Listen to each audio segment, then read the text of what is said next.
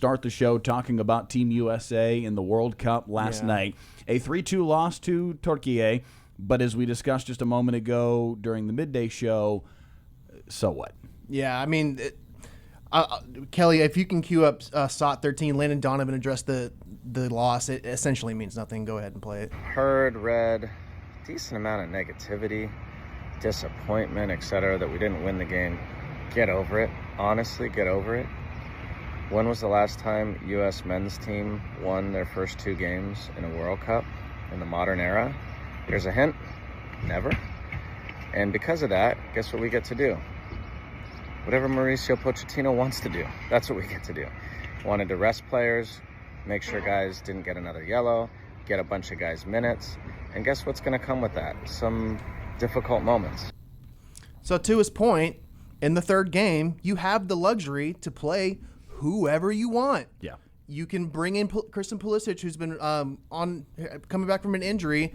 You don't have to start him. You can only play him 30 minutes or so at the end of the game, 20, 30 minutes. And you can give some guys on the bench some burns. So maybe if you have to use somebody late in the World Cup, they don't have as many jitters going in for the first time. They can also have that moment and say that they got to play in the World Cup on home soil. I mean, there's just so many ways to give players an opportunity to just get out there, play, get some minutes. So yeah, I mean this game was already locked up, like we said. It doesn't make any difference with seeding, who we're gonna play. So I just, like Landon said, get over it. It's gonna be okay. Kelly's super is making me think of the "it's fine" meme, but this is a genuine "it's genuinely fine." It this is is not fine. a sarcastic "it's fine." This is not the dog in the burning room. Those who don't contribute to the creation of the supers do not get to criticize the supers. I'm not criticizing. I am just Applauding. noting for the audience that it is a genuine "it's fine," not a, because oftentimes Kelly's supers are sarcastic and hilarious. I do what I can.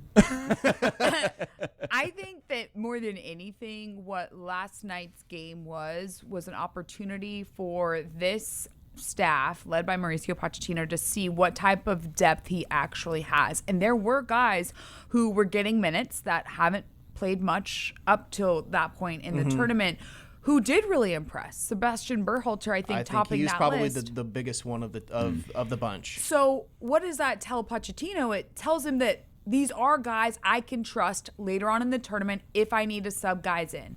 It also showed him guys that maybe he won't want to rely on or just won't give minutes to as this tournament progresses. So I do think from a depth standpoint and an overall roster standpoint, you got to see, okay, if we're playing certain guys, especially in certain scenarios, like we talked about, the defense looked really out of alignment at times, most of the time yesterday. And that's because you didn't have like a Chris Richards really anchoring that back line. Matt Turner obviously getting his first start. There's a reason why Matt Freese won the starting goalkeeper position heading into this World Cup. So I think if anything, they were looking at depth. They were looking at, how do we solidify who we want to play and win, especially if they do have to tactically adjust as the tournament goes on. But as far as the results go, no. I mean, I don't love that they conceded in extra time. Nobody wants that. I think a lot of pundits before the game were talking about, hey, we want to use this as momentum. Momentum.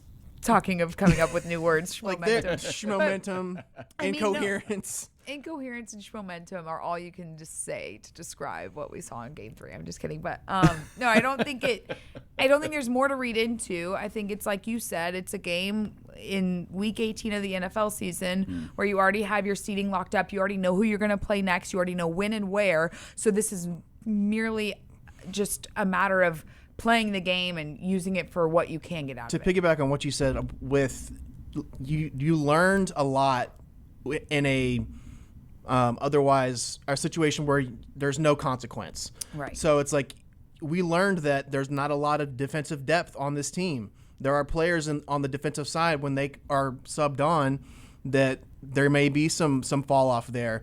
You gave Sebastian Berhalter a chance, and he showed that he can play some good defense and give you a goal here and there, give some good set pieces.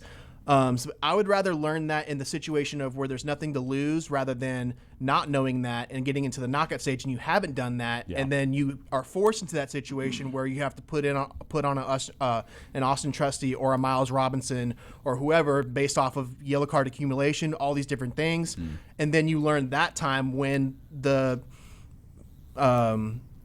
consequence is getting kicked out of the tournament. This time you don't have to worry about that. I also think there was a legitimate question by fans and maybe the staff alike about how fit Christian Pulisic was after he came out of that Paraguay game, and like how severe this calf injury was going to be.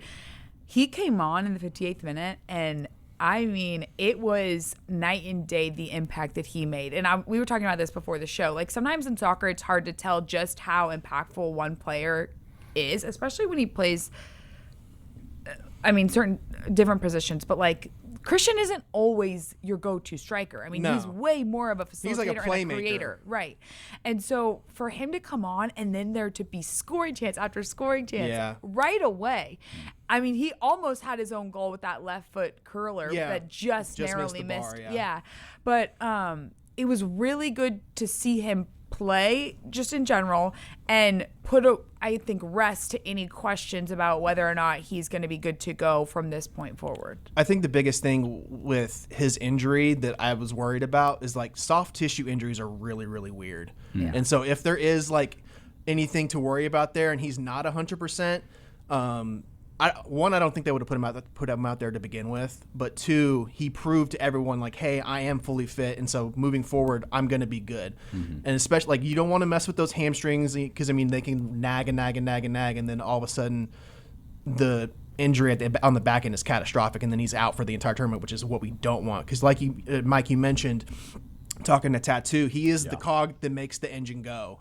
And so if we're going to do anything or make any noise, make a semifinal, God forbid, win the World Cup like we are all aspiring, he's going to be the reason behind it. And so we need him to be healthy. Yeah, listen, by playing as well as they did against Paraguay, even though it may not have been as elite a level of play against Australia, you still played well enough to win 2-0. By playing that well in the first two matches, you earned for yourself 90 minutes to kind of play around with. Yes. Make sure that nobody accumulated a second yellow card and wipe the slate clean going into the knockout stage. Yep.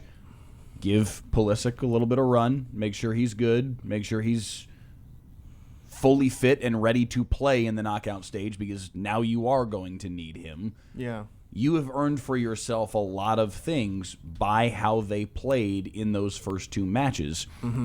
And, oh, by the way, among the things you earned for yourself, pretty heady little path through the knockout stage. Definitely. They've got a lot of really good things in front of them, potentially. Bosnia and Herzegovina is now locked in as their matchup for the round of 32. Yeah. And it looks favorable beyond that as well. I definitely we mentioned how the group that we've just played, Bosnia is not better than any three of those teams. When you look at the FIFA rankings, they are there's like 62nd. Yeah. And the only reason why they advanced to the knockout stage is because they beat Qatar, which is only one spot ahead of them, and then scrapped away a draw against Canada. So you got the 4 points you needed. And neither of those results, scare me. And so going against an Australia team, a Paraguay team, and Türkiye, and winning two of them pretty soundly, and then almost winning with our backups in the third, they should handle Bosnia pretty handily. The only thing that makes me a little nervous about them is that, which I agree with everything you said. Yeah. I think what makes me nervous is the way that they qualified. Some of those games, they were down and out, and they found a way to claw They're the back. reason why Italy's not in the World Cup. Correct. They beat them on penalties. Correct. And that's what scares the you? key, is that it's almost like for non-soccer fans, like in hockey, right? If it gets to the point where you're doing a shootout, I mean, it's 1v1. It's almost a crapshoot. Yeah, there is an element of skill, no doubt, with penalty kicks or a shootout or whatever. But there's also an element of luck. And when you're leaving something up to luck, sometimes you're not the one that gets lucky. So that's the one part that makes me nervous. I do think that the Americans have shown that they are capable of beating a team like Bosnia and Herzegovina during the 90 minutes of regulation, even if it takes extra time. But at the same time, if there is any chance where they do somehow lose in the round of 32, it's because Bosnia finds a way to equalize late, and this game potentially goes to penalty kicks. Only because they've shown that they can do that, and that's what got them here in the first place. Sorry, go ahead. No, you're fine. You said hockey, and I went whoop. No, but That's me. But speaking of hockey, we had this discussion regarding the Stars as they were coming to the end of their season. So much of this is also about peaking at the right time. Mm-hmm. Yeah. And they found their stride late and are riding it. And I don't follow soccer as closely as PLG does or as you do, but it's fun to see. That's the other piece of it too, is that aside from this game, I mean, because the point is, they played the backups in this game, but aside from this, they are kind of peaking right now. Well, they finally have their roster together. And so, yeah, exactly. And so, I mean, they're playing some of the best soccer that they have in this entire cycle right now, which is the perfect opportunity.